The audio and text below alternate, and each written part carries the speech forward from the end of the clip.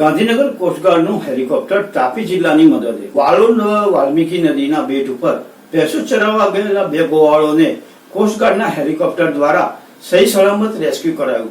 તો આવો જોઈએ આ એક રિપોર્ટ. પ્રાપ્ત થતી માહિતી મુજબ તાપી જિલ્લામાં સવારથી પડી રહેલા ભારે વરસાદથી પરિસ્થિતિમાં વાલોડ તાલુકાના દોળકિયા ફળિયામાં તરફ જતા વાલ્મીકી નદીના બેટ ઉપર ભેંસો ચરાવવા ગયેલા કુલ 5 ગોવાળો નદીના ભારે પ્રવાહમાં ફસાયેલા નજરે પડ્યા. 3 ગોવાળોને શરૂઆતમાં બચાવી ટીમ દ્વારા રેસ્ક્યુ કરવામાં આવ્યા હતા, જ્યારે અચાનક જ ગોળ નદીમાં ઘોડાપૂર આવવાના કારણે ભેંસો ચરાવવા 2 ગોવાળ અરવિંદભાઈ, હરપતભાઈ, રાજુભાઈ નાયકા નદી પાણીમાંથી ઘેરાઈ જતા મામલતદાર, તાલુકા વિકાસ અધિકારી, એનડીઆરએફ, એસડીઆરએફની ટીમ નદીના ધસમસતા પ્રવાસમાં બચાવ કામગીરીથી લાચાર બન્યા હતા.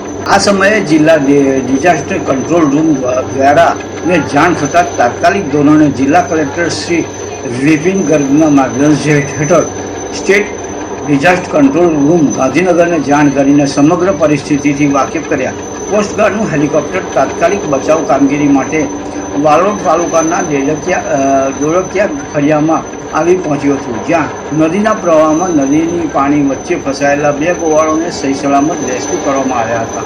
તમામ પરિસ્થિતિથી ભયભીત બનેલા બંને ગોવાળોએ ડિઝાસ્ટર ટીમ તાપી સહિત કોસ્ટગાર્ડના જવાનોનો આભાર વ્યક્ત કર્યો હતો.